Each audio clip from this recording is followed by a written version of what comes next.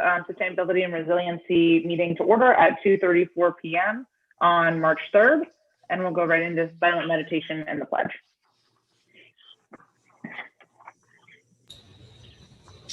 I pledge allegiance to the flag of the United States of America and to the republic for which it stands, one nation, under God, indivisible, with liberty and justice for all. Second, Madam Chair. All right. And if you will, Mayor Nickerson, roll call. Here we go. Member Valencia. Present. Member McLean. I don't see her. Member Kirk. Here. Vice Chair Fruitstone. Present. Chairperson Carpenter. Present. Chairperson Carpenter, you do have a quorum, Chairperson Carpenter. We also have Chief Magnuson, and we also have Mr. Hugh Gladwin, who acts in the consultant phase. We do see Member McLean has joined us. Perfect, thank you. Before we get to the agenda, let's do approval of the agenda. Does anybody have any changes or additions? Yes, Chairperson Carpenter, I do. I would like to strike the H1 that we currently have. Okay. And replace it with Chief Magnuson COVID update. Okay. And I would also like to add an H8. I like to move H8 to H9. Okay. And add an H8, which are bylaws update.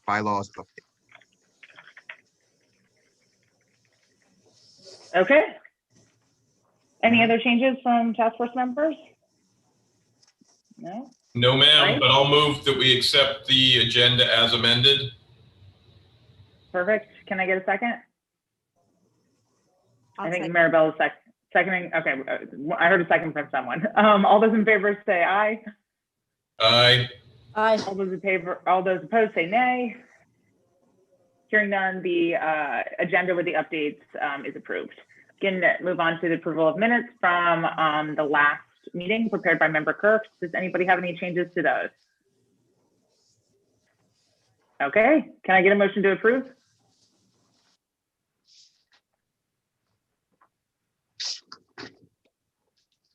I think Maribel.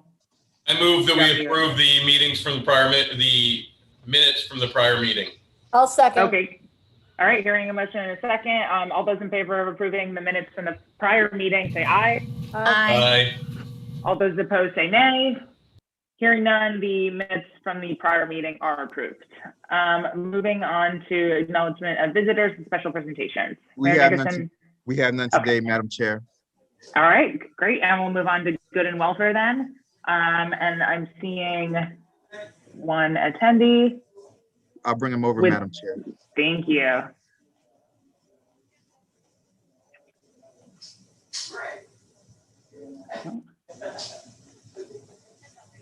So we have, all I see is an email address, but it's idaqua@msn.com. Please go ahead and state your name for the record and feel free to comment. My name is Hugh Carr, Hughkerr, and I live at 363 Northeast 85th Street. Great. Welcome, Mr. Carr. Thank you. Were you coming, Mr. Carr, just to come into the meeting, or was there something that particularly that you wanted to address, or are you just here? Are you just here joining us? Good to see you. Joining you. Thank you. All right. Okay, great. Thank you very much, Mr. Carr. So we'll go ahead and mute you. We're glad that you're here, Mr. Carr. We appreciate you being here. Okay. Yes, thank you for coming. Thank you and welcome. Thank you very much, Mr. Carr. All right, and I see Mr. Gladwin has his hand up as well. You? Yeah. I'm sorry. Yeah. So I'm just welcoming Hugh Carr. He's a very close neighbor, and he welcomed me to El Portal in the Indian Mound area when I came here in 1982, I think. And, he's been, part of everything for forever. So I'm really glad he's here. The second thing to say is just there was an amazing day on Friday, perhaps the most important day of my life. I walked in not knowing what was going to happen, and I still really don't know what happened. So that's all I'll say, but it it does affect some things that are going on today, that I might be speaking to, and if it does, then it may be the case that the mayor will have to explain sort of how it affects us. I mean, you've now, I'm sure, read in the papers and even the New York Times today about what happened at that event, but there's also a clear role in it for El Pertel that I believe changes what your mission is going to be to do. It doesn't change it, but it might add to it, but I don't really know why. Thanks. Yes, Great. I think, Madam Chair, if I may, Madam Chair. Please go ahead. I think Mr. Glad was referring to the article. He sent it to me today, and I just sent it out. So Hugh, a lot of people might not have had a chance to look at it yet. 'Cause I just sent it out. It wasn't for this meeting in particular. Sent it out saying at your convenience, when you ever guys get a chance to get that article from the New York Times. So it's essentially the same coverage as Alex Harris has been having in the Miami Herald on that meeting, I think. So. Okay, great. Thanks, you. I think that's it. That's all I'm seeing for good and welfare. Yeah, the Q's hands. Okay, great. And then we'll move on to the regular agenda items. We replaced H1 with an update from Chief Magnuson about COVID. So Chief, I'll go ahead and turn it over to you. Thank you, ma'am. Good afternoon, everybody. Just touch a little bit upon the COVID and how it basically relates to the law enforcement community, but more so a lot of the information I've been getting, I've been able to disseminate out to you. I know it's on the website that I'm getting from CDC / Florida Department of Health. The positivity rates continue to be low. That's a really good thing right now. And that's across the board. Hospitalizations are low. But last week or 10 days ago on the radio, I did hear Governor DeSantis make mention that he anticipates some type of spike in April, but that we should do okay. I'm not sure what exactly or why exactly he said that or what he had in mind with the spike. I can only make the assumption the spring breakers. I know we have to get through Thanksgiving and Christmas and New Year's and the Super Bowl parties, what have you. Perhaps this is that one last concern. We can only hope. I say that because the hesitancy rates are loosening. A lot more people are willing to get the shots now than a month ago, and they were higher then than a month before that. I suspect as time goes on, more and more people will be willing to get the vaccines. I know Florida signed an executive order last week when getting more people to get the vaccines. That included law enforcement. And then I know the Miami-Dade County resolution last week, 2021-2, moved to increase vaccine locations to a number of groups, including police, as well as others. So that's working out well. It's picking up. I think a combination of that will go very far. I just don't think we can take our foot off the gas pedal yet. And that's not just for law enforcement. I know there's been a couple states that decided they want to fully open up right now. And I equate that to the boxer that has the guy hurt on the ropes and decides to back away to the center of the ring. You got somebody on the ropes and you're doing well, you got to continue on. I don't know what's going to happen in those specific states. I think the vigilance is still the order of the day, not just for police, but for the entire community. Let's continue and let's, with the mask wearing, with the vaccines, and let's put this scourge behind us. And I think ultimately we may get there if cooler heads prevail. This Monday, I was invited, and this Monday I'm going to be a guest panelist on the Florida Cities Strong webinar, where I'll be discussing COVID from the law enforcement perspective and how it's affected the departments.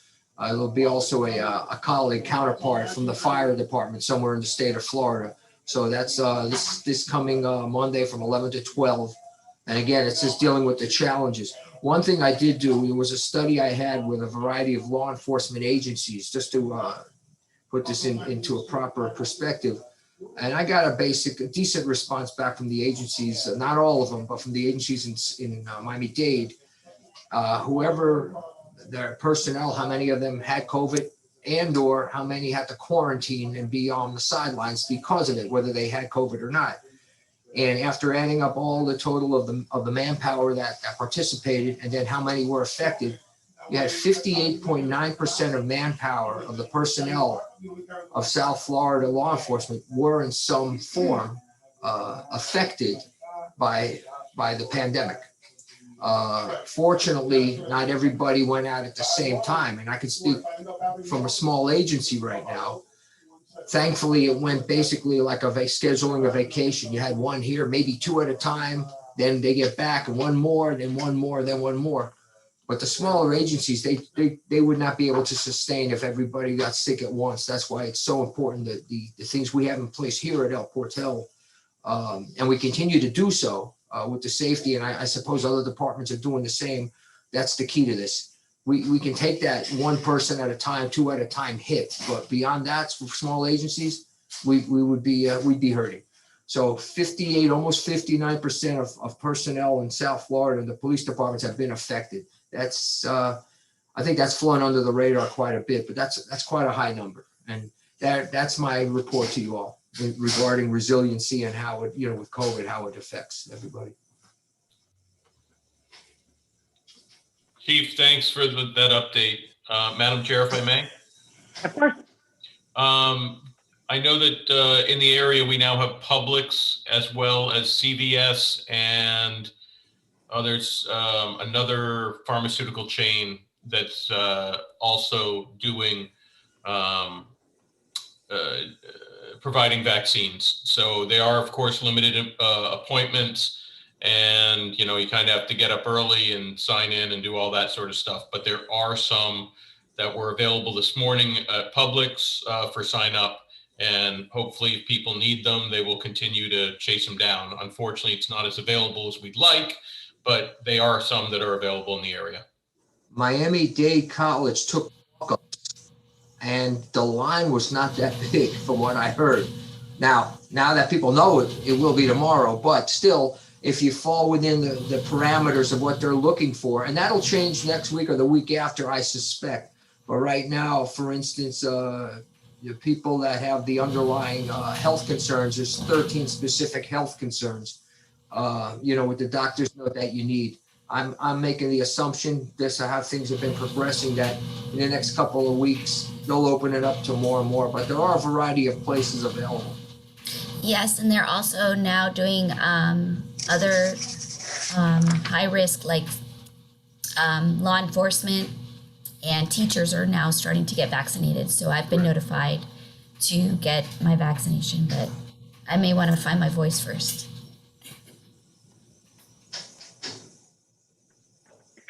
Thanks, Chief. Yeah, do you know, so it looks like law enforcement and teachers are next. Do you know how it's supposed to progress after that and what the time frame is?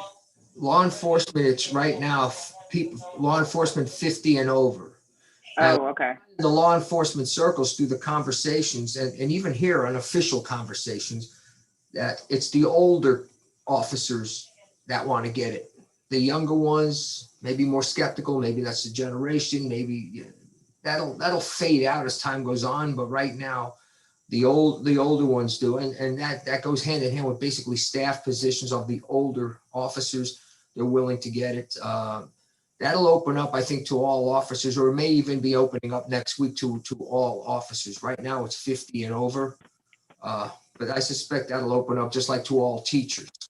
I don't think there's and Ms. Foodstone, you can correct me if I'm wrong. There's no age limit on the teachers, if I'm not.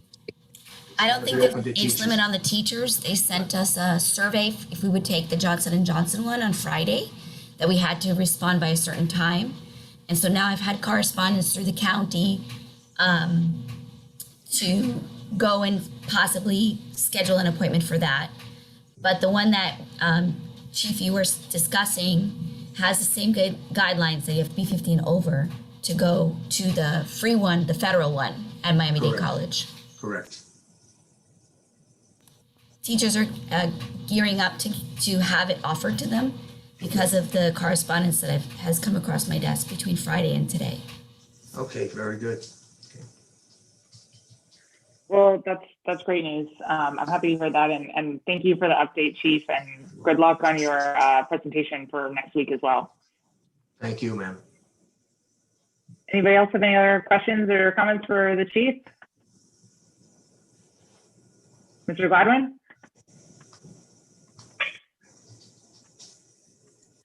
Yeah, I just wanted to say in our area, I realized last night I had sort of a competition with Mr. Hugh Carr, who's here, to see which of the 80-year-olds in the neighborhood would have the highest set of medical conditions. I think I beat him out. I was about second at the University of Miami, but he was a close second, and we both have had both our shots. Second for me 2 weeks ago. So, but of course, you know, we can still like breathe in the virus and spread it around just as much as anyone else. So, Correct.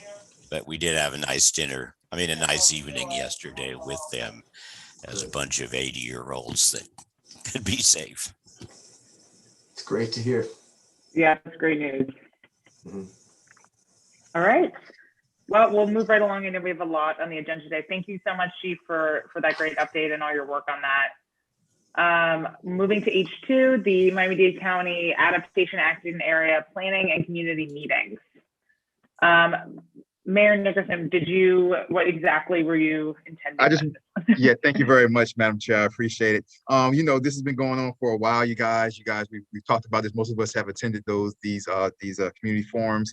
I just want to announce, just on the record, that we have, I think there's 2 more left, and the next one is March 10th, and that one is the redlining, historic segregation, and the Little River. That is March 10th from 12 to 1 p.m. So it's during lunchtime also, Wednesday, March 10th. And the last one will be Friday, March 26th, and that is evaluating and elevating homes adaptation for the Little River area. And that is Friday, March 26th, from 12 p.m. to 1 p.m. also during lunchtime. And those are the last 2 that I see they have scheduled so far. All right. Just wanted to put that out. Perfect.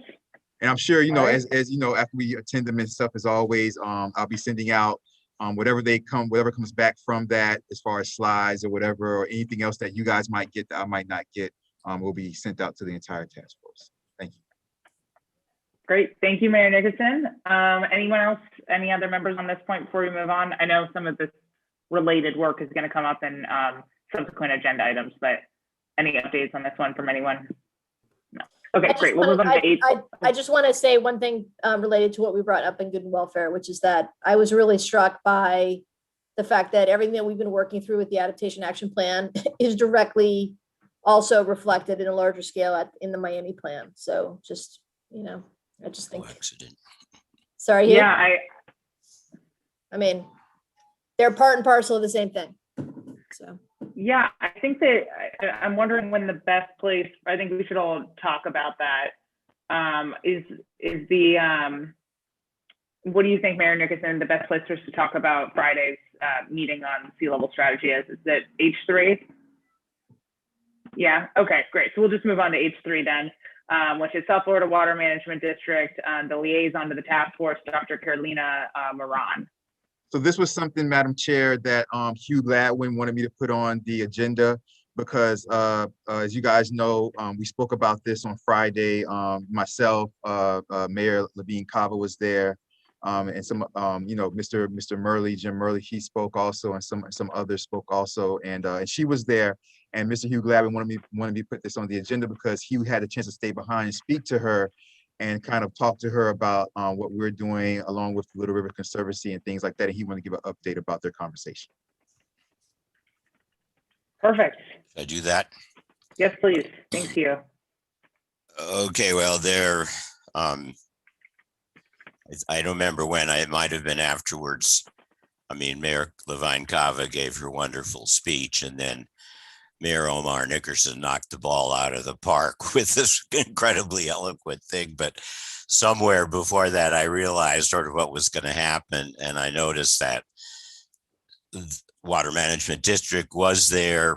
They were part of the thing. So obviously that was part of the way things were going to go. So I just asked Mayor Nickerson if I could just go over to her and like tell her about the task force briefly and kind of set up a way for contact. So I went over to her and said, you know, I don't know how this is going to happen and how it's going to be implemented. And I didn't even want to ask, but my guess is that there's going to be a direct link between the district and the task force, you know, which I'm sure won't get set up right away, but I wanted to, you know, have the task force have your contact. So as the task force, you know, right now, part of your mission is to reach out to the district already, you know, so from the other end. And she said, yes, that would be entirely appropriate. She gave me her card, which the mayor passed on. And then she asked me, you know, about the task force and how it came to be. And, you know, so I told her, and she was very happy to hear that Elizabeth Carpenter was the chair of it because she's very familiar with you. And it also turns out that she is both, I believe, a lawyer and academic. And in her academic field, her mentor was Jayantha Obasigara, who was the chief modeler of the district, who is now at FIU, but he was like the lead person in all of everything for the last whatever. Anyway, so, but then I said, well, you know, Obi and I, over the past 15 years, have been in some weird way sort of mentors for each other too. So, you know, I kind of feel like it's all going to be legally set up, but here's a person, you know, who's going to do her job, but she's on our side. Beyond that, it's totally up to you guys how this is going to happen. That's it. Thanks for me. Thanks, you. Mayor Nickerson, did you want to add anything to that? No, I'll send you guys the contact info right now. I'm going to do that right now. Because I have the email where he was asking me to put it on the agenda, but I'll send you guys the contact info right now. No, it was a great event, and I'm glad that, you know, Mr. Gladwin, because I had a meeting right after that, so I couldn't stay after the, you know, I spoke at the event, but I'm glad he was able to stay and make that contact important to happen.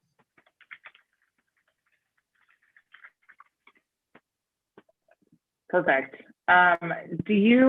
So just so that the task force is all on the same page. So Friday's meeting was where the Miami-Dade County presented their sea level rise strategy, which, as Kristen mentioned, I've only read the executive summary and, you know, the New York Times article, the Miami Herald article, but I haven't read the details. But my understanding is in line with what Kristen said, that it is a plan that is fairly similar to the proposed plan for the adaptation action area.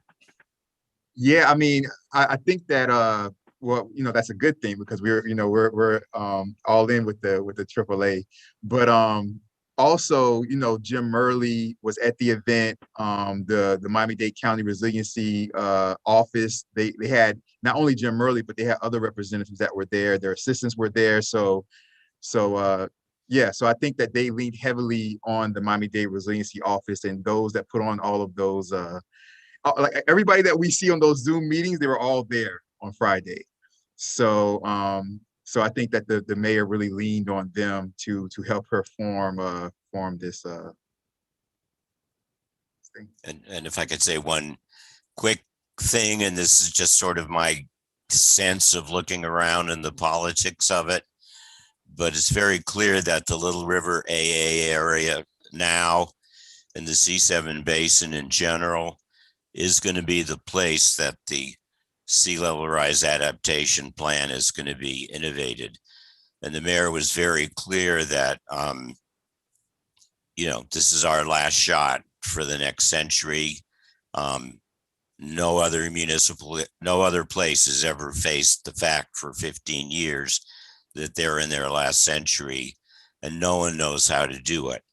So it was kind of like saying, this zone is the zone where we're going to figure things out.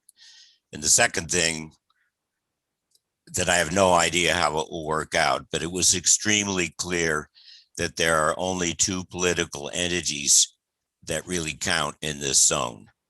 The political entity that covers the entire zone, which is the county acting through county resilience, and the entity which is entirely within the Little River AAA,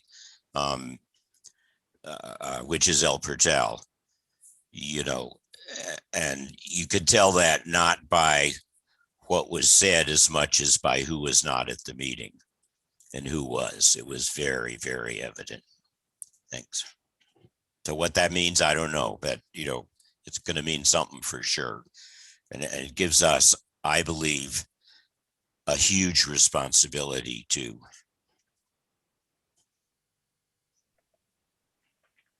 Thank you both. I mean, that's great insight. And even just the, you know, I watched virtually, but couldn't be there because I'm in Kansas City. But even just the location of where they held it, right at the curve of the river there, I think is pretty telling as well. So, all right. Does anyone have anything else to add specifically about that? I don't know if anyone else had an opportunity to read or watch. Okay. So maybe it makes sense then, you know, given these updates from you and Mayor Nickerson, that we bring Carolina to a meeting, or invite her, I should say, to a meeting to see if she would speak with us about how the district specifically is going to be working on these projects that impact El Portal. I'll reach out to her. I can reach out to her. You know. And if, yeah, and I'm sure even just off the top of my head, you know, we can formulate, we'll ask her just to kind of give us a general update on how the district is going to be working with the AAA plan and the Miami sea level rise strategy. But I mean, I'm sure we would have a lot of questions for her just on top of a general overview as well. Yeah, if Hugh doesn't mind, Hugh, would you mind if I reach out to her, or would you like to reach out to her? No, that's totally not my role. I made it really clear to her that just wanted to make sure I'm going back to being in the Little River Conservancy and I'm the tech guy, and I'm passed the message to her and it's in your hands now. Just want to make sure. I don't want to step on any toes, Hugh. That's all. I have my following protocol, my brother. Just following protocol. I got you. I'll reach out to her. It's no problem. Okay, great. Okay. Perfect. Yeah, I think that would be great. Especially, I feel like we're all fairly well versed on this plan now, or what we anticipate the plan looking like. So, it's a good time to meet with her. All right. Anything else on H3? Liaison. All right, moving on to H4, which is the standard El Portal resiliency presentation. Turn over to Member McLean. Okay. I just have a couple quick updates for you guys. And I know Omar's going to hate that I'm bringing in another version without having circulated in advance, but this is such is life. Okay. So this is a new draft, which I'll send to Omar. Everything up front is the same. We still need to fill in the number of homes and our stats page. I think actually I got everybody's picture, and I think, Sandra, I apologize because I think yours got sent to me, but I could not find it buried in my email. So there's just one more picture to fill in here. But the real change are these next two slides. So I tried in a concise way to make the point that historically El Portal has protection. So I focused on the plat that Adam has found that shows, I don't know if you guys can see it on your screens, but there is right above the L and El Jardine here is the point at Northeast First Avenue where the canal is demarcated to turn into the river. And you can actually see tributaries there. So this is a historic basis for just making the argument that the Little River portion of our border should have different designation and should be protected differently.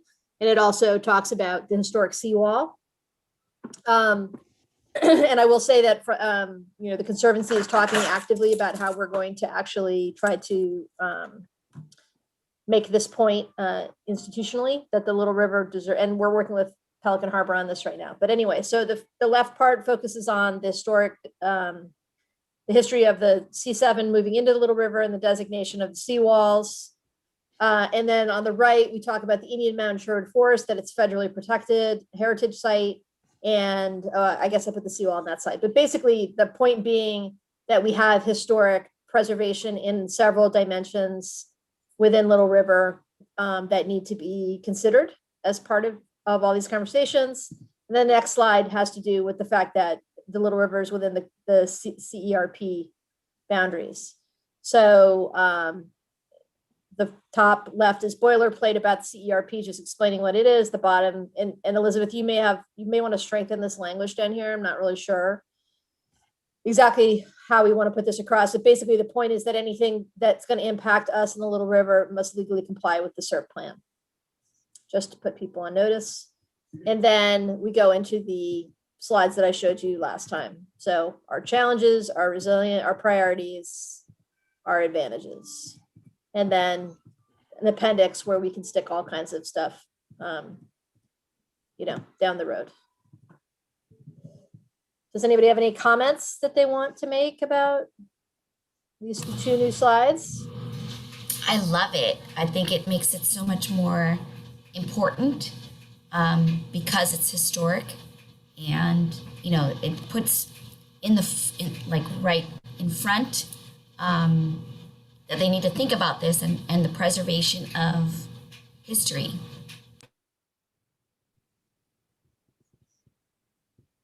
Can you go one more slide, Kristen? Oh, no, sorry. Perfect, thank you.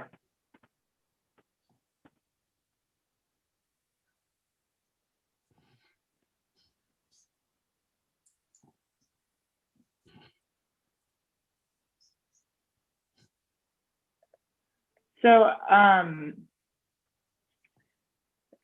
it's kind of so SERP is just like I think it's an amalgamation of like 62 individual projects essentially. Mm-hmm. And the only project that I believe, and maybe you can correct me on this or you, Kristen, but I think that the only project that I know of that El Portal falls within is it's called the BBC project.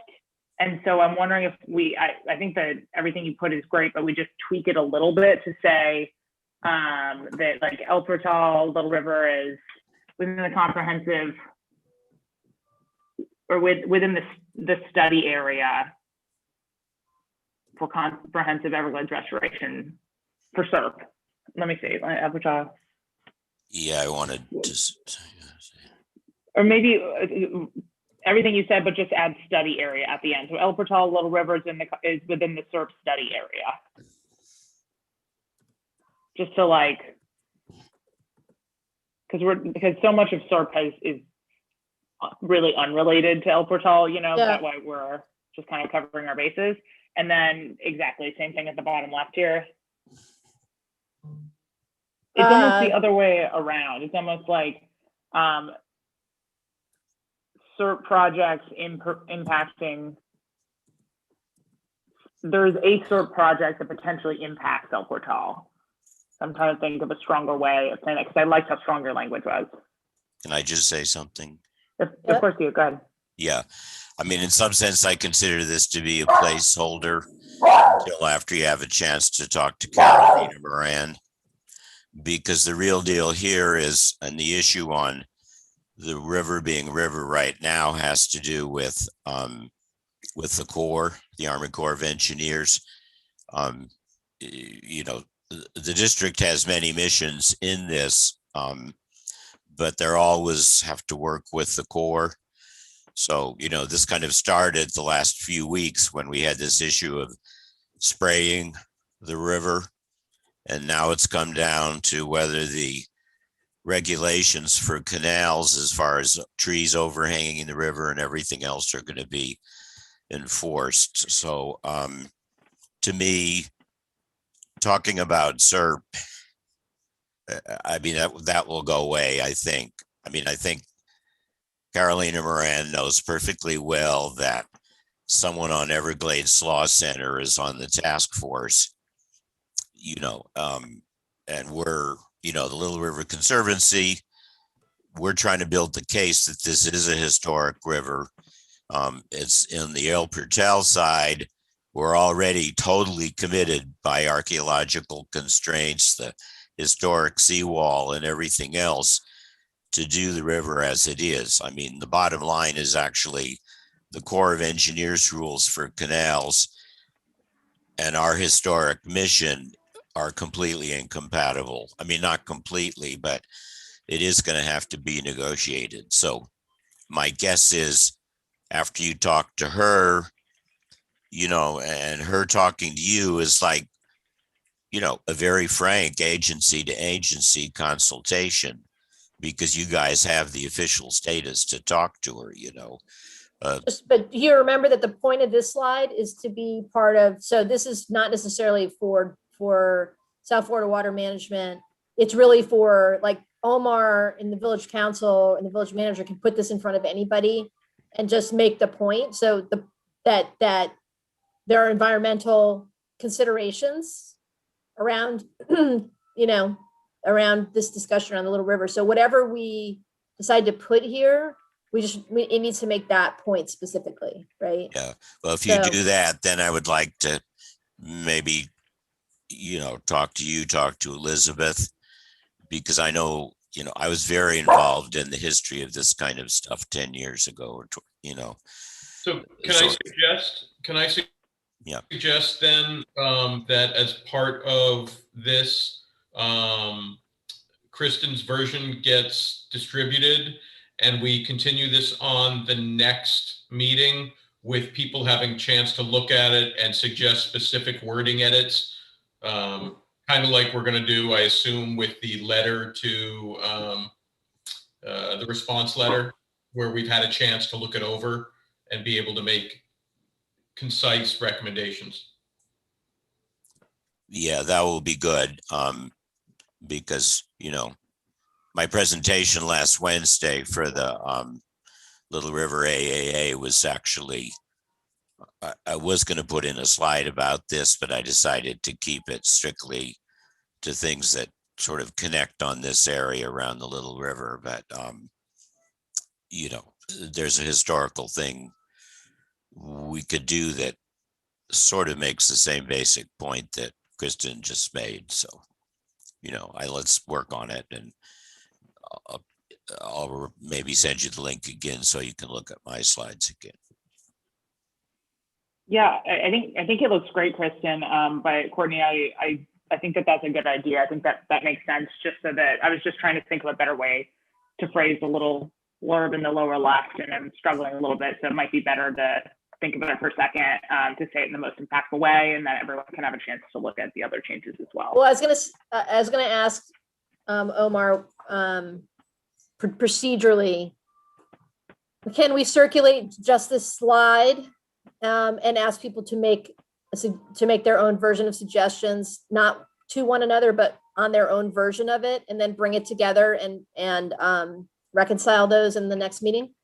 Absolutely. So you can send me just a slide. You can send me the entire thing, and I can circulate it today as soon as you send it out, and put it on the agenda. You guys just can't talk to each other about what each other wants until the next public meeting, but I can circulate it at any time. Absolutely.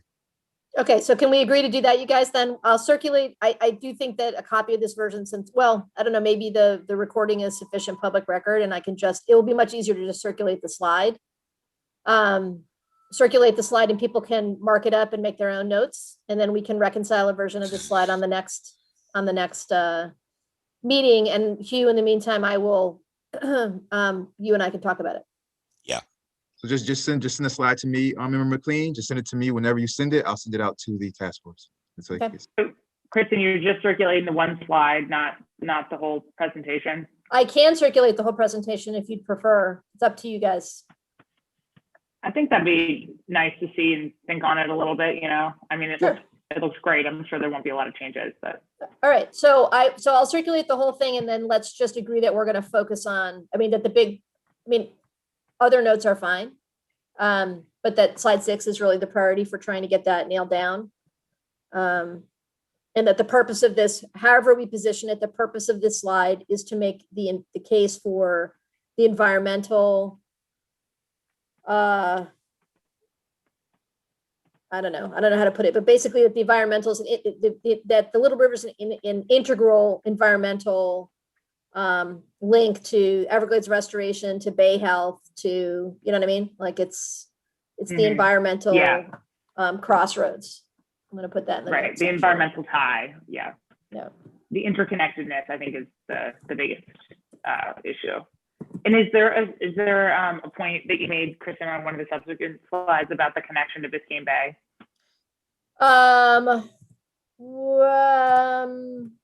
No, I was really hoping to make it, try to shoehorn it into this slide. So we can, we can Gotcha. replace this boilerplate language with, a statement about that.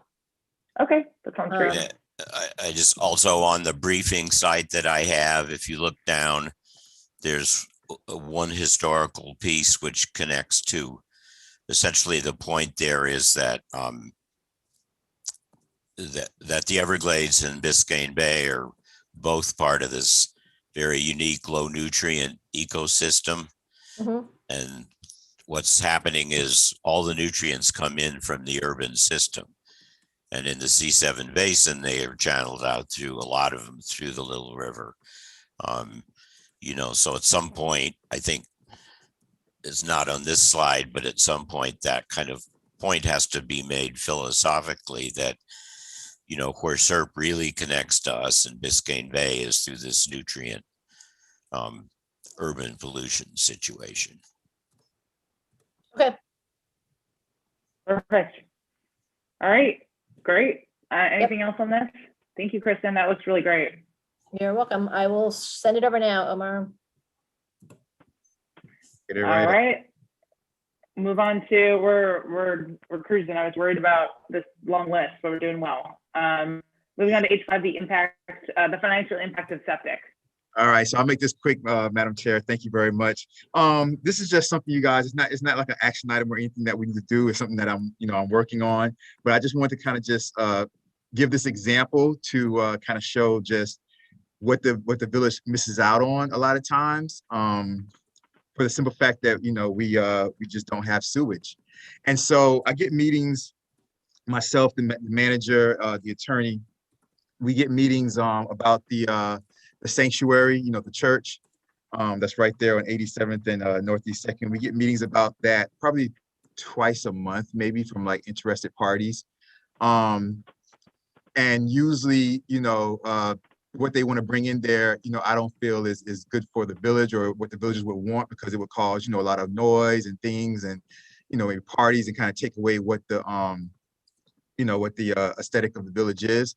But every once in a while, we do get individuals who come in and companies who come in that, I think might have been, more perfect, for lack of a better term, for the village. But at the end of the day, they get driven away because of the lack of sewage systems that we have. So I just want to give an example, just to kind of just go on public record and just kind of show people what I mean. These individuals, I'm not going to give their whole name, I'm not going to give their name for the simple fact that this plan is not going forward. But we did have somebody come in recently in a company based out of California, and they specialize in doing holistic senior living communities. They were, they already came in. They had a feeling, they knew that we didn't have sewage, but they were under the perception that the sewage would be closer to where they could be able to pipe in. They were thinking like a block away, but we ended up explaining to them that the closest sewage to them is to the south, over the bridge. And that's what caused that last problem. But they specialize in holistic senior living communities. They were going to have 100 patients total.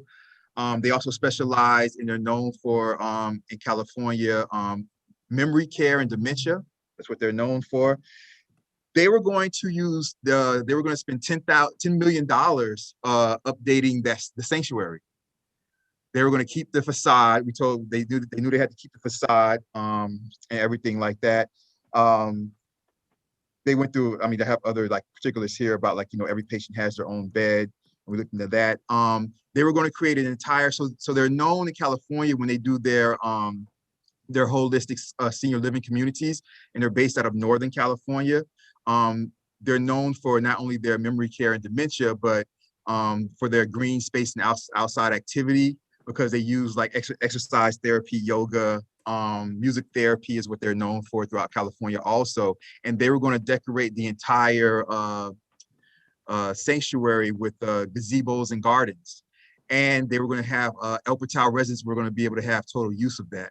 They were going to have an area so the outside that was going to be gazebos and gardens was going to be fully open to El Portal residents to be able to use. And then they were going to have the rest of the facility blocked off for the residents. Now, they said that the residents, there will be no noise pretty much because the residents are always inside. And so they don't construct, they said they were going to keep the church facade and the sanctuary facade, but for the rest of it, they were going to have the senior living community basically be like kind of like a cottage type of feel, because they don't do the kind of like the medical ward type of look or whatever. But that front facade and the chapel would be kept, but the rest of it would be torn down and turned into like kind of like a cottage feel for the senior living residents. Yeah, so something like this that comes in, because when we in the past, and I know Member Kirk would be able to talk to this also, and they were also they also have the regular 24-hour security coverage, and their average age was 87 years old, and they spoke about all that type of stuff.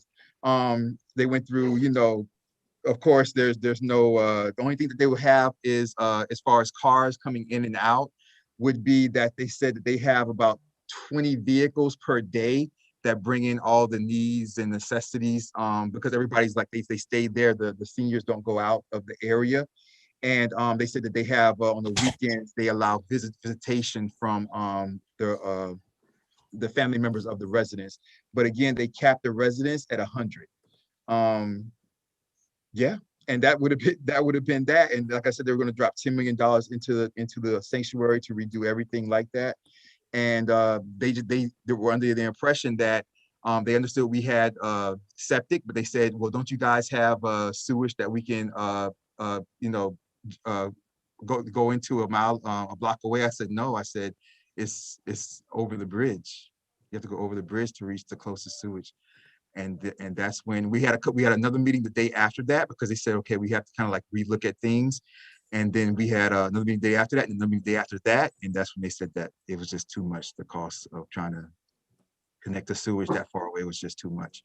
But again, you guys, this, just kind of goes to what, and that's all I pretty much wanted to say, this kind of goes to just a dire need of not only for sea level rise, not only for flooding, not only for when we have flooding and how it hurts our septic tanks of our residents, but also financially, and to develop an area of our village that's like pretty much the prime corner of our village, and we don't get a lot of good options as far as individuals who want to come in here. And like I said, Member Kirk can speak on that, as far as us having to deal with if there's going to be schools, if there's going to be mixed use and things like that, to where we have to worry about parties or maybe like a little nightclub at nighttime, or yellow buses rolling up and down 87th and Northeast 2nd, because we're talking about this right here would have been ideal for that location, because it would have kept the aesthetic of El Portal. It would have not brought in any more noise. It would have been a beautiful upgrade as far as like what they were going to do and the money that they were going to drop into it, but all because we didn't have sewage, that opportunity leaves us. So I just wanted to say that just on the record, just, it's a lot that we go through, just trying to get things done. And so it's just an example I just wanted to bring up for the task force, Madam Chair. I just want to very quickly. Thank you, Mayor Nickerson. Yeah, go ahead. Yeah, mention on Friday, I did actually wind up talking to a lot of people. and then a long conversation with Alex Harris, the reporter, and it was like my constant mantra, you know, in every respect, whether it's septic to sewer or drainage or flooding, you know, we are the key end of this entire system. You know, we can't function without sewer. You know, we have these huge pumps that we absolutely have to get. If they come up in the LMS, what's our chances of having matching funds? You know, and then I would cop saying, you know, you're going to get $30 million worth of brick on this, you know, and yet you're relying on little El Portal to carry such a load. So, you know, and now that I'm less official, I'm just going to keep repeating that. But, you know, in some way, and we'll get to the MDC response letter later, but that has to be part of every single thing we say. You know, we're working on this, we're planning on it. You know, we know what we need, but it's also critical for the whole system for things to work in El Portal. You know, and when I talk informally to people, they say, yes, of course, we know that, you know, but it's going to have to come through this Little River AAA mechanism, you know, and they make sure in every single session, you know, that El Portal has 6 minutes, and that 6 minutes is our placeholder to be at the table, basically. You know, we have at those meetings, I'll say it now, I should have said it later, but at those meetings, there's always a bunch of experts. They're wonderful, full of great ideas and top people. They get their 11 minutes, and then there's 6 minutes for El Portal. And sometimes, like last one, Seabird Pelican Harbor got a 6 minute one too. But that's what it's for. So, you know, you guys now are in a much better lobbying position. And we, you know, you're not a lobbying group, but at this point, getting this stuff funded is the most important aspect of resilience for El Portal. You know, because resilience in the whole system only happens if it happens in El Portal. And, you know, for us, that's great, but we come first. You can't, you know, we can't like, you can't fix the whole system and not fix us, and it's going to cost real money. Amen.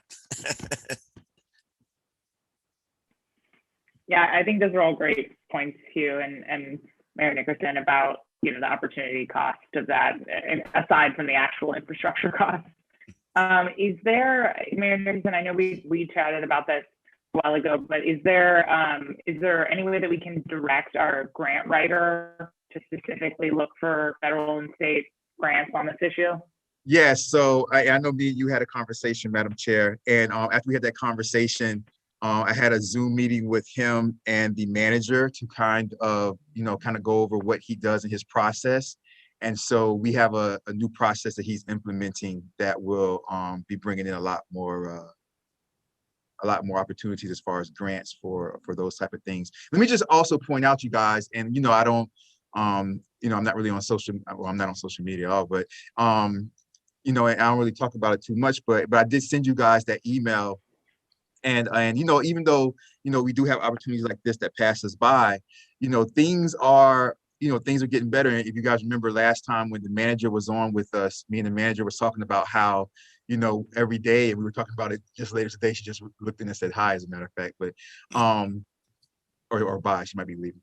But we talk about how we try to, we're working on so many different things, and until those things were to open up, we were trying to look for any little, just any little wins that we possibly can, because we're working on so many big things. But it's not a small thing that the first FEMA money came through, right? Absolutely. That I emailed you guys. That's not a small thing, because they were telling us when I first came in and became even mayor-elect, they were telling us, or right before I became mayor-elect, they were telling us that we're not getting a dime. Like, they straight up told us, you're not getting a dime. And so not even that, and let me tell you, and I'll say this really quickly, but and I said this at a meeting recently, which is that I think it was at the last council meeting, the last regular full council meeting. I said that, which was absolutely true, that they were talking about, the state came to us talking about they were going to take us over the same way they did El Portal, because they weren't going to give us any FEMA money and we were going to default financially. That's what I walking into BMA, guys. So to fix those relationships and get that first FEMA money, and there's more to come. And we also got last week $550,000 grant that we don't have to match for stormwater. And that was held up. And we had to fix relationships to get that money. So it's funny that we just had a meeting, a couple of weeks ago with the manager, saying that me and her just every day pretty much almost pray that these big things start coming through. And in 1 week, we had 2 huge things come through. And even if you guys see that they're out there fixing like some of the streets and potholes yesterday and today, that money was money that was just released last week also through our gas tax. And then Attorney Geller went to since he's a state rep, he was up there getting ready for the session to start. He went there and found a way that we can use the gas tax money that we can't use for anything else to fix the street repair. So like in 1 week, we had like 3 huge wins. And so big things are going to start coming through, but for me, it's still frustrating because I want everything to come through. You know what I mean? So, but I just want to put that out there, you guys. We did have good news, but still to have things like this that pass us by for our village because we don't have sewage is still a frustration for me, Madam Chair. Well, Omar, let me just say, first of all, I apologize that we didn't actually put that right up front in the meeting, because I agree with you that just just reflecting like what a huge accomplishment that was is, well, I mean, at the time that I got the email, I did a little happy dance in the middle of my living room. So, like that is a huge accomplishment. And, the wheels of civic governance grind slowly, and it really was really binary, right? Like we could have just continued down a slide or not. And so congratulations to you for pulling us back up again, for all that happening. Like that's hugely, that's just a huge accomplishment and sets us up for such a better year this year. And you're such a great leader. I mean, to see how hard Joe Geller is working now on all this stuff. I mean, he has a huge role, but, if you were pushing anyone like you push him, I'm sure, but it's to his credit now that he's working with you so well. Well, thank you guys. I appreciate you guys wholeheartedly. That's all I got to say. Mayor Nicholson, can you elaborate on that stormwater grant? So the stormwater grant is for design purposes. So there's 3 levels. So there's design, and then there's 4. There's the planning, the design, and then there's the construction, and there's one more thing before the construction. I think the permitting, then the construction. So this is for the design purposes. So it covered planning and it covers design for stormwater. So this is going to be designing, some more of the drains and areas, or we can use it to design just different things. I mean, we just got the money, so we're going to be looking into the ways of what we can design with that money. So we have ideas. Go ahead. How much money was it, and who did it come from? $550,000. It came from a grant. I'm not sure what the name of the exact grant was, but it's non-matching, so taxpayer of El Portal don't have to pay anything. So it's a $550,000. Wow, from the state? It was from the state, yes. Wow, that's fantastic. Yeah. So we're moving, you guys. We're moving as fast as possible. Yeah. Amazing. How does that play into the AAA plan and everything we want to do? How does that fit into everything, septic to sewer, the whole 9 yards? I mean, it fits in how we want to fit in. Okay, so it's stormwater, though it's not wastewater, right? So it's but septic sewer does go hand in hand with stormwater. The failures, right? Yeah, with the failure, but it's not wastewater, so we can't use it for any septic sewer. And so it's for stormwater, so we can use it for, like I said, for drainage and things like that, because we can't even use it for the sewer pumping station or even to like, or anything like that, because that's still wastewater. So like I said, that's why we have to look at kind of like where we can use it. And so, I'm looking into more of the areas that flood and see what we can do to even bring that area like most relief as much as possible, because that's the area that needs the most relief, as quickly as possible. So whatever we can do over there, we're going to do. And then just quickly interject, what it also means is, if we do that study for one of those areas and then funding comes along to actually start, we don't have to go through this process. It's already done. We can directly apply for the money and start the actual, construction and everything like that. So Absolutely. it cuts out a huge step ahead of time. Exactly. Take care. Bye-bye. This is huge, you guys, because remember, and sorry about that, it took so long, but this is gonna be it. Remember, you guys, that that when we first came on, I think that we came on Madam Chair, me and you spoke about it, how this year for the first time ever, Tallahassee, if we get anything approved from Tallahassee, we have to match it 50% up front. We have to show that we can match it up front. So to get a grant that is a non-match, $550,000 is in today and this year, when everything that comes out of Tallahassee has to be a match 50% straight up or up front, is really good. So this is one of the projects that, I think 2 village council meetings ago, Richard Pinsky was speaking about at the state. This is one of those. Okay, great. And sorry to pepper you with questions, but no problem. $550,000 seems like a lot. Is that enough to draw out a design for the whole village, or are we going to have to pick specific areas? We'll have to peg specific areas. It's not enough for the whole village, but we might be able to get a few areas done with that. So, but we'll look into that. Okay. All right. Well, that's great news. All right. Like I said, I told the village. Oh, sorry about that, Madam Chair. No, please go ahead. But I was just going to say, like I said, I told the village manager to, let's focus on the areas that flood the most first, because that's, it's no reason to get the money and put it into an area that doesn't. But go ahead, Madam Chair. No, I was just going to say, in terms of the agenda, maybe we should, on that same storm water note, maybe we should skip to item H7 about stormwater flooding. And I know that this is an agenda item that Hugh wanted added. We could do that, Madam Chair. So it's up to you, Madam Chair. And then we can come back to the response letter. Okay, great. Yeah, I think it'd be wonderful if that could be part of it, because I think it's going to be very easy to fix, because it's kind of this very unique ancient spring system. Last night we had a memorial there was a memorial for Eugene Donaldson, and I talked to some of the residents who've been here forever, that live there, and we all kind of, like, in heavy flood times, we hear the water rushing underneath, so it's going to take some study to figure, but I think it will be a very straightforward thing. But the other thing I mentioned last week is everything in Sherwood Forest is pending getting a working relationship with the county archaeologists and all that stuff.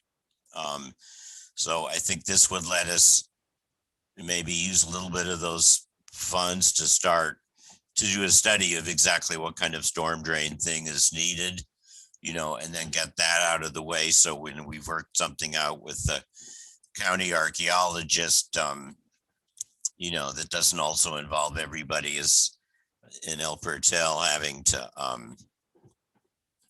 apparently we were not allowed by somebody a year ago, my wife says, to replace our mailbox post, because we were told it involves work in the ground. Fortunately, the post was still good, but that's, that has to be figured out, and it has to be part of the whole kind of process. But I think we can do that quickly, and then the plan will be ready. And it is critical. The new flood maps came out this morning, and you can see that area is in it now. was so happy to hear, Elizabeth, that you were able to get flood insurance for what, $500? I'm going out tomorrow to get mine. Yeah, we got flood insurance in the summer when we were in Zone X, and seeing the map just a few minutes before on this call seems like we're no longer in Sherwood Forest in Zone X. So I think we get some carryover benefit from already having the flood insurance. So I hope so. Half of my house now is back out of X into AE. So. Yeah, Hugh, do you have any?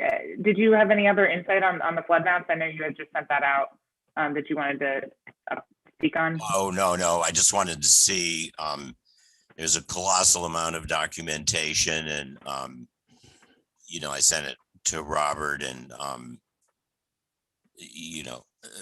there's just the GIS data is huge, but there's millions of documents. So, and it's something I don't really know much about, so the main thing I want to do right now is let us take a quick look at the old ones and the new ones and see what areas have changed, but also find in the maps the index to all the different, there's like probably 100 different PDF documents, in it. So, we got to figure out which ones apply to us. But, as we talked about last time, I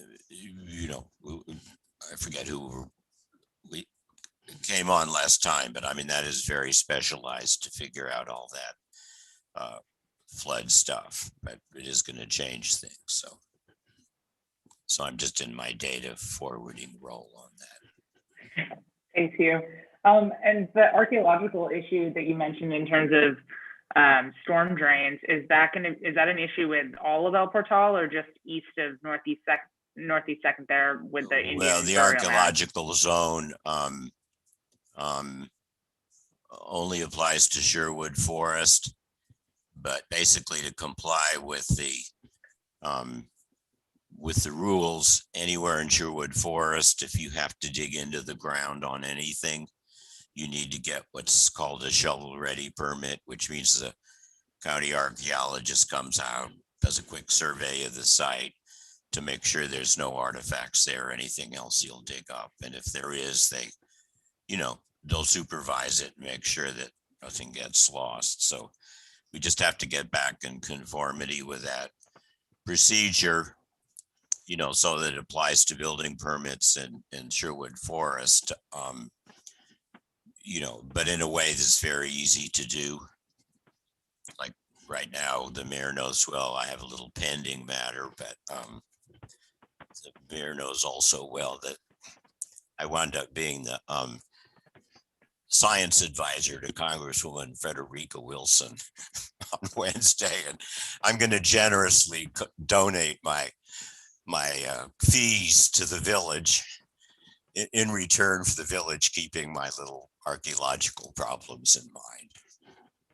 Sorry. All right, great. Thank you. So, Mayor Nickerson, is that something that the archaeological issue, is that something that the task force can help with or do or tackle? If that's something that's needed for stormwater issues? Give me some time to think about it and see, what role the task force would play in it, because I don't want to put anything extra on the task force that doesn't need to be there. If I can handle it, just through the regular village hall, procedures. But if if the task force can assist to where I think it'll move faster, if we kind of handle a lot of situations from through the task force, then we could put it through the task force. But if there's, I just don't want to put anything more on you guys than what you guys need. That's all. You guys are doing so much work, and you guys are doing so much work, and it's so good. And you guys are doing so much work so quickly that I want to keep that momentum going and not put any more on you that you guys don't need. So if I can handle it myself. Yeah. In my little case, I found out that Plus Serbia is totally on top of it. I mean, they know what to do. They'll be the people that set up the procedure. I mean, it'll go through the building thing, but it really won't, it doesn't really concern the task force maybe well, it really doesn't, because I think, once we get ready, so we can do that storm drain in Sherwood Forest, in the park area, and that becomes a straightforward floodplain management issue, I think. It's just my opinion, but. Okay, great. Anybody else have anything on H7 or H5? I just want to say, is there a way of posting on Nextdoor to let residents? I've been noticing a lot of residents joining Nextdoor. And if there is some sort of construction happening, like that's a positive thing. This is through a grant. Like, I think if we really try and communicate with the residents, that would be a positive spin on what we're doing. I told my husband, he's like, wow, is that what they're doing on this street? I'm like, probably. And he's like, oh my God, other people need to know about this. So. I'm not on Nextdoor. Can we have a lead? Well, But, I'm always into like a happy feely positive story instead of people complaining or lost dogs and things. Yeah. I'll reach out to, I know that, so through our police department, they always post on Facebook, Twitter, Nextdoor. And so we can do that through them, through the public safety, because I know, I'm not on Nextdoor. And the village manager isn't, and Joe Geller isn't. And I think, the other three people that kind of are handling all of this. So, so I'll talk to Chief Magnuson, and I'm pretty sure, he can get that information posted on Nextdoor. Yeah, it's just positive, and also like how awesome the website is. Just having No, I residents understand. or the Nextdoor leads posting. It's just, that's right now outside of, that's our only communication that we're getting from the village.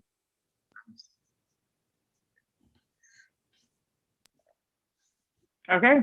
All right. Thanks, guys. So we'll jump back up to H6, which is the MDC response letter, and this is the draft letter that I sent to you, Mayor Nickerson. Is that right? That's what this agenda item is.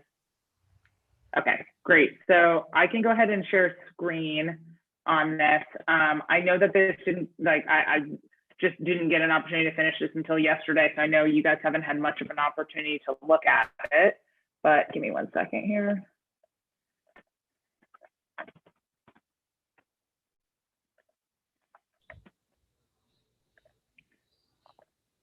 So can you guys see this? Not yet. Oh, really? Oh, thank you. All right. That's why I always ask. How about now? Yes? It says it started screen sharing. There we go. Okay. Probably have too many tabs open. So I guess let me just turn it back to you guys really quickly. Have you guys had a chance to look at it, or did I not give you enough time, which would be understandable? I've had a chance to look at it. I have some suggested edits and some questions, but I don't know how you want to go through it. Some of them are, I want to say word choice kind of things, which are ticky-tacky, and some are more flow type things. So again, I don't know how you'd like to go through it. Okay. Hugh, you had your hand up too.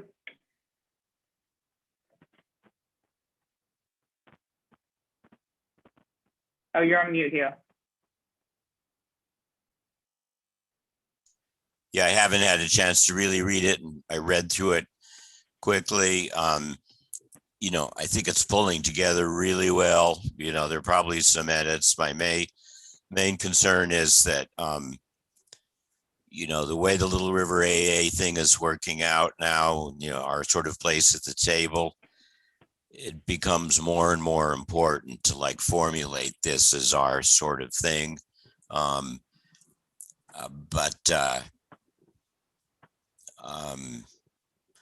feel like we need to keep working a little more to make it really good.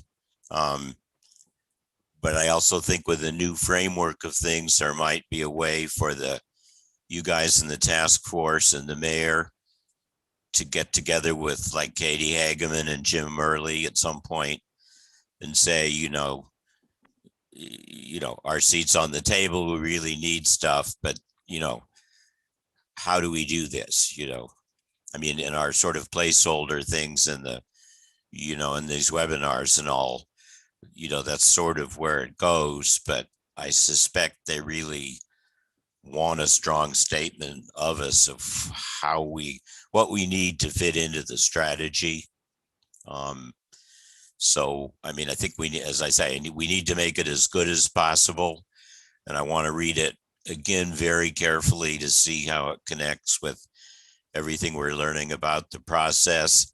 But I think politically we need to figure out, you know, how to position it best to, you know, make what we need clear in the process, you know.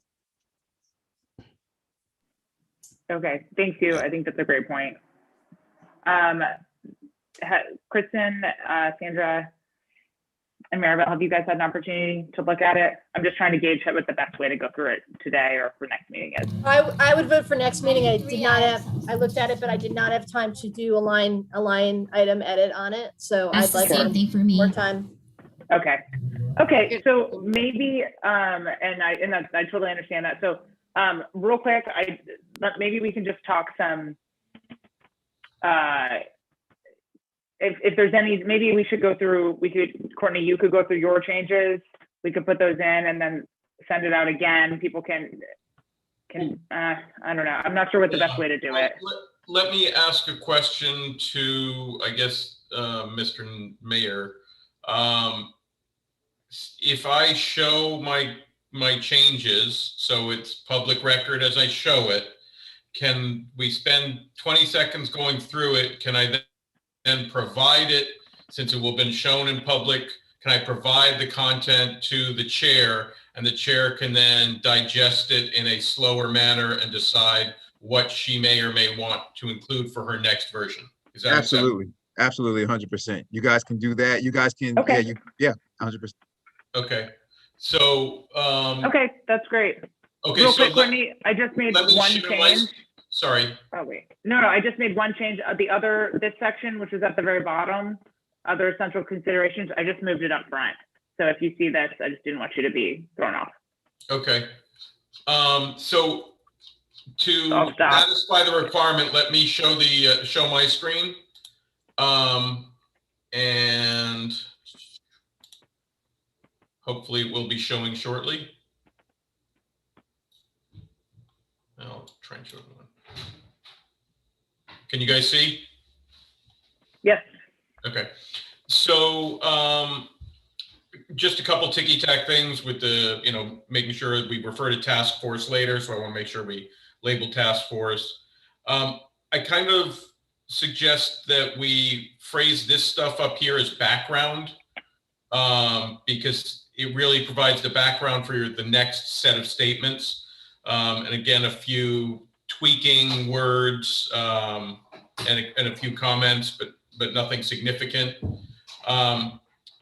When we go down, we talk about different reports. I don't know if they are going to be attached or if we need to specifically state the studies and refer to them appropriately. Then I've got just a few word choice things. Sorry, go ahead. No, I can comment at the end if that's easier. Okay, I've got some word choice stuff. This one here on build on fill and build like the keys.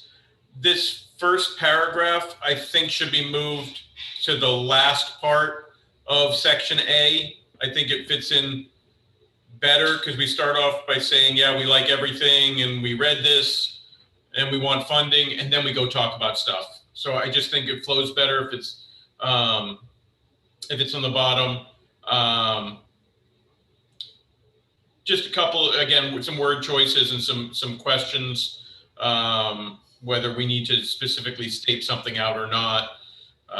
Most of it's word choices. I thought in general it was a well-written, coherent document. So it was definitely, I don't want to say it was easy to read because there's a lot of content in it, but I thought it was well written and well thought through. And again, just a few word choice here and there.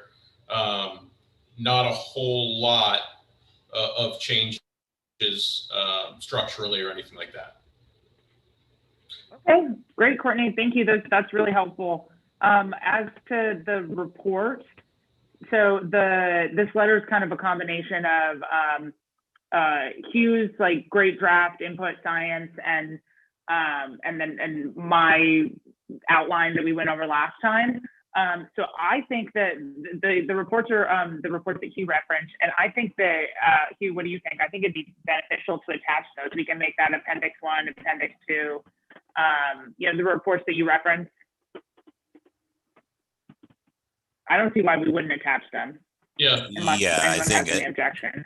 I mean, the thing is, the real audience for this is the Little River AAA. I mean, everybody that's working together, so that, it's going to become part of the it's going to be our position, El Pertel's position in that whole thing, but the whole thing already has all the documentation of it, so I think it can be an appendix, or it could be, the most important thing is we need to find in the appendix, we reference it, but we also reference it in a way that you can get onto there.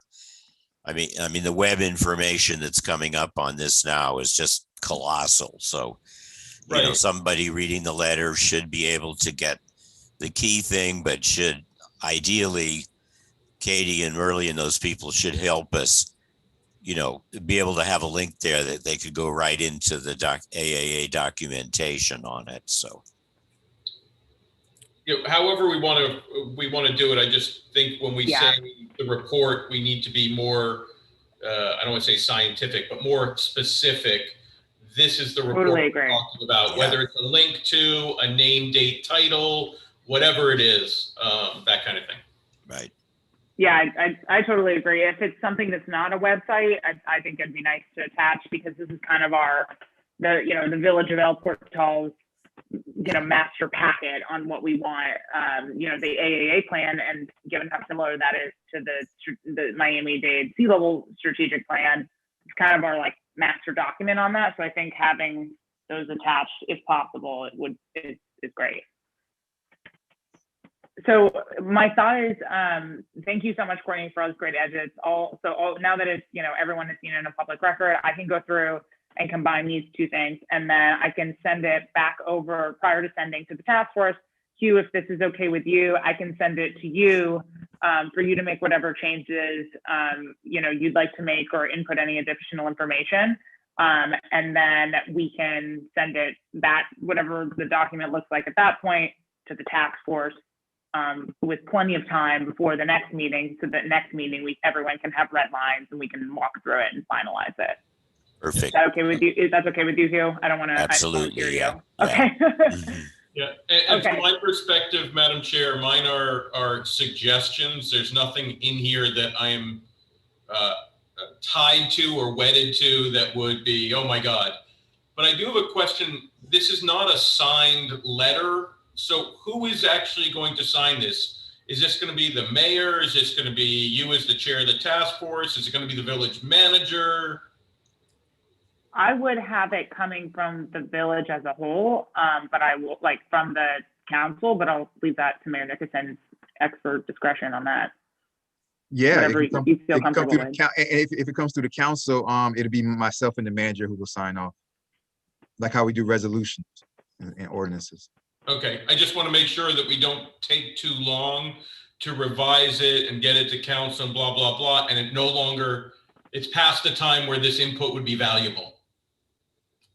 Again, though, I would recommend that, before the final action comes and you decide, Mr. Mayor, whether it comes from the council, that you talk to Merle and Katie about how it fits into their process, because they may feel that, the task force is the appropriate body, because maybe they feel the task force is represents our place at the table of the Little River AAA.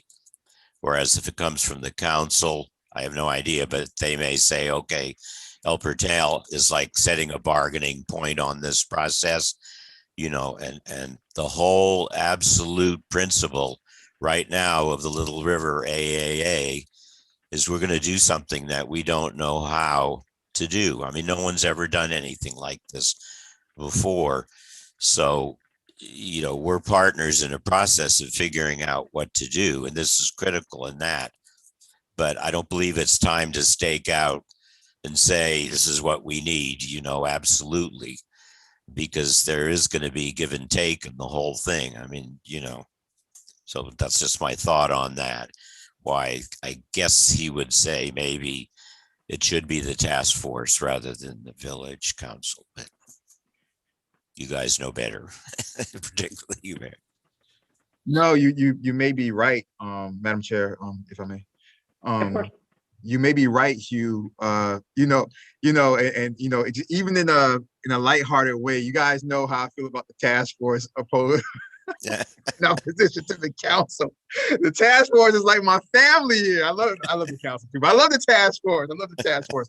But and this kind of goes into the bylaws discussion, which we'll get into in a second. But a lot of times, you guys, when things start to touch the council, if it's not necessary to be upheld, sometimes it's better that way, you know. Sometimes things move along better and more efficiently that way. But that'll be something once you guys get the final version down and you guys, you know, it's done, you guys vote and everything's good and you guys pass it.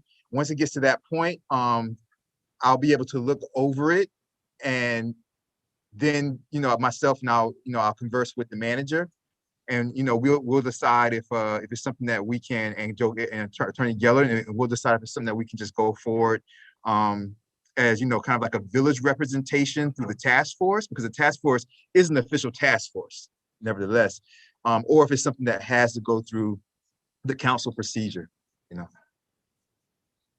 Yeah, I don't have any particular objection to either one. I think that that's a great point that you made, that how you know, we're working so closely with the county and they've been so accommodating of our involvement and positions, that if they would prefer, for political reasons or whatever, to have it come from one entity or another, I think that it carries a lot of weight from either.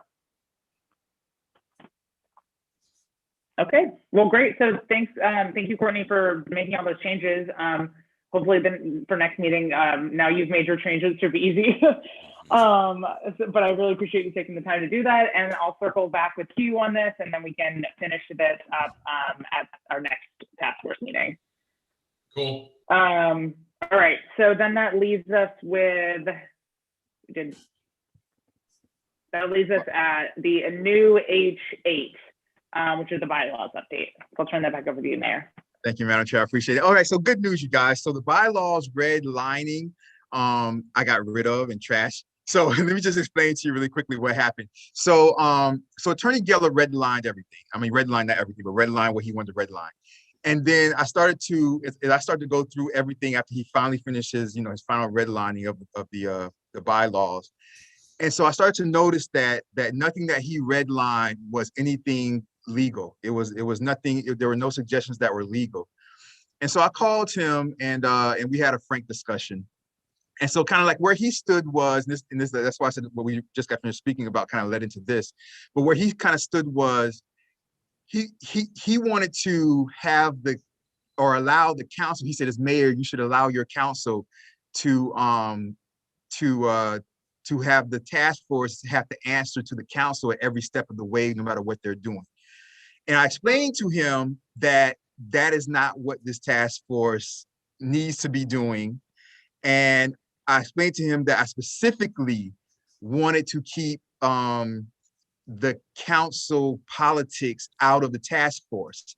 And if you guys remember, even when I came on my first meeting in November, with the trouble that we had getting Valencia on and this and that and things like that, I specifically rewrote the resolutions so that you guys can have more autonomy to run the task force. And you guys, this task force, and Chair Carpenter, I know you know, you look into a lot of things, so I know you'll know about this, but El Portal's task force, compared to, you know, and no disrespect to any other task force, but compared to some neighboring task forces, we're doing a lot more than they're doing, and moving a lot more quickly and a lot more efficient. And I like that. And the only thing that slows you guys down, and Courtney will probably like this, the only thing that slows you guys down is the sunshine law. If the sunshine law didn't exist, we'd be moving like lightning speed, you guys, right? So, Amen. Amen. so basically, you guys, what Attorney Geller was trying to do was have the council kind of just lean over you guys, and it would have stopped all momentum. It would have stopped, you know what I mean? Because no matter, you know, and things have been pretty good on the council. No matter how good things may be, you never know in the council when it's going to turn bad, because politics is a crazy situation. People will get upset with you just because you didn't vote for their item. They'll hate you for the next 2 years. And so, like, I'm not going to have that come into the task force, because it will ruin everything that we have. It'll ruin our whole aura, the energy that we have here. Now, I explained to Attorney Geller I wasn't going to let that happen. And he understood. He's just from, you know, he's old school, and he just comes from, you know, he doesn't understand how, like, you know, he doesn't understand how active the village of El Portal, our residents are, and just how special we are. And, you know, of course, you know, we love the villagers of Biscayne Park also, Kristen McLean. We love you guys also. But he was kind of looking at it just through, like, kind of how they do things in Tallahassee and things like that. But I kind of was explaining to him that's not how I wanted this set up. And so, so we're good to go. You guys already passed the bylaws that you guys agreed to, and those are the ones that are in place and staying in place. And so that item is now dead, and we're good, you guys. All right. Yeah, I mean, to be perfectly frank, we don't have the resources to mess around, right? Like, we need to be able to direct every ounce of energy we have towards forward movement. So Exactly. Congratulations on that. So we're good, you guys. So that can remember, Kurt, you can cross that item is done. All right, I'm already updating as you speak. I know you are, my brother. Take care, Mr. Jean. Take care. I know you are, my brother. I appreciate it. So, Madam Chair, we're good on that. The floor is yours.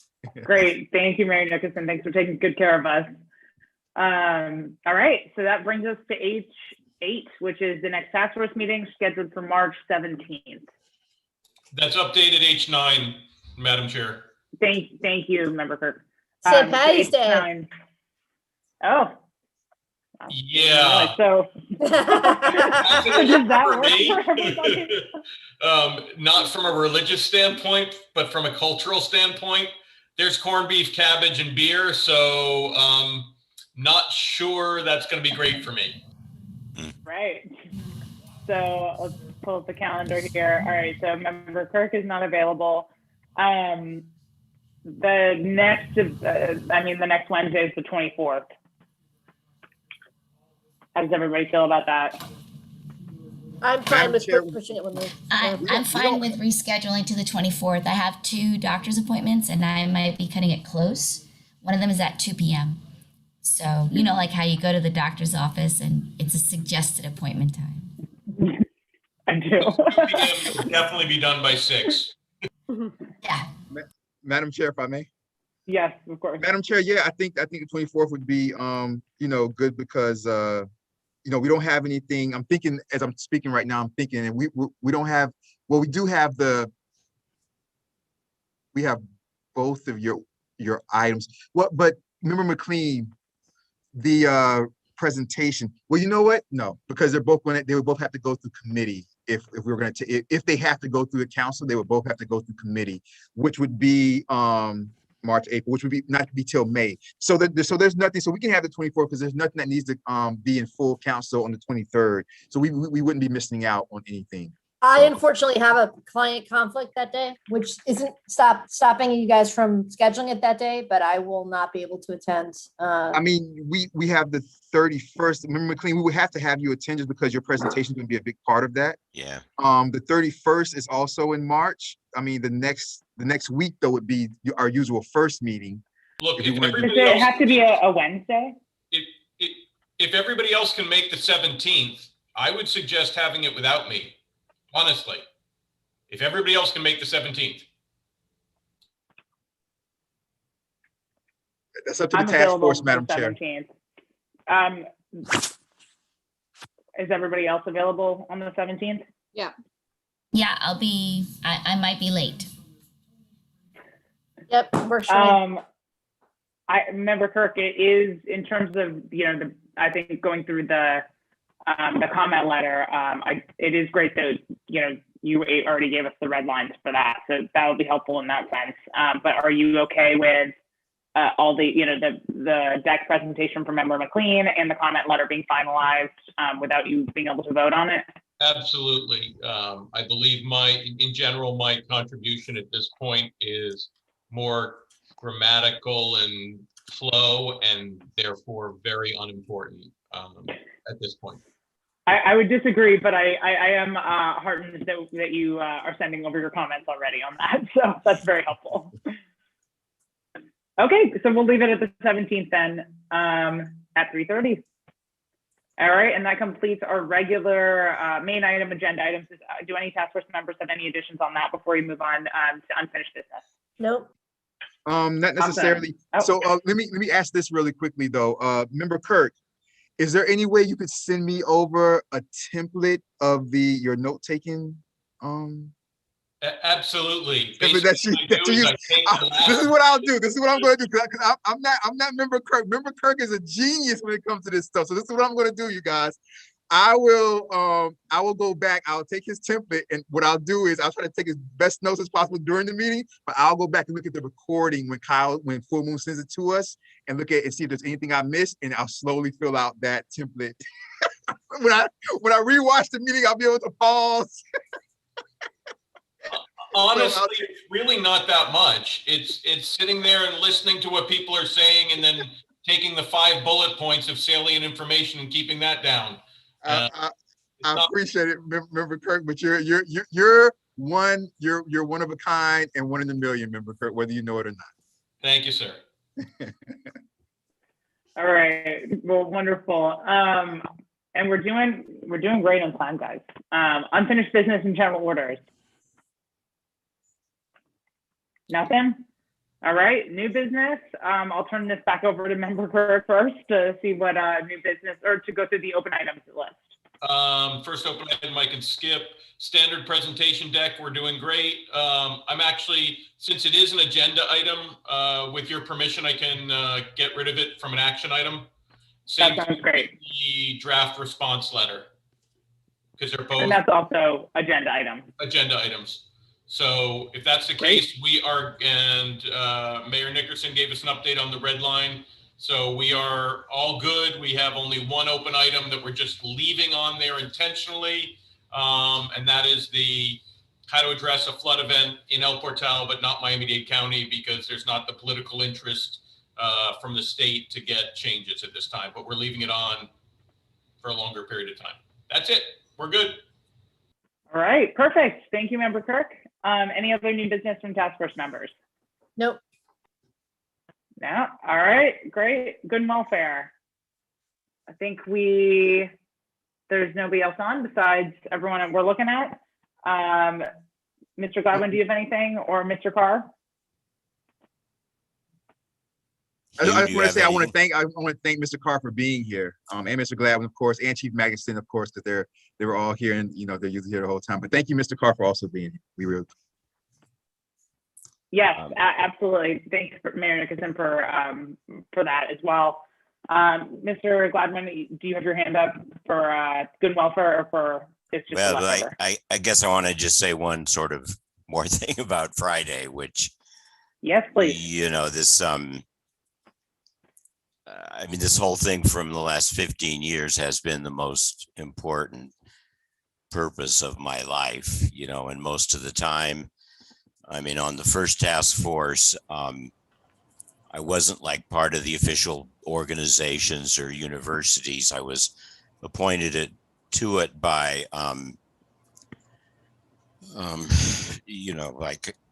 councilperson Audrey Edmondson, and she came to me and said, in El Portal, we've been on the opposite sides of a lot of things, but I also know you're very independent, and I know your reputation that you're a really good scientist, and you're the kind of person I want on the task force. So on the task force, I've always been I've worked in a lot of different things, but I've never been part of the really big stuff.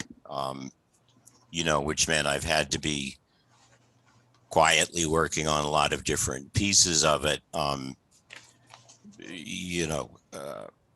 So, I mean, Friday, I never thought there would be a day when it would actually say, we're going to actually do it.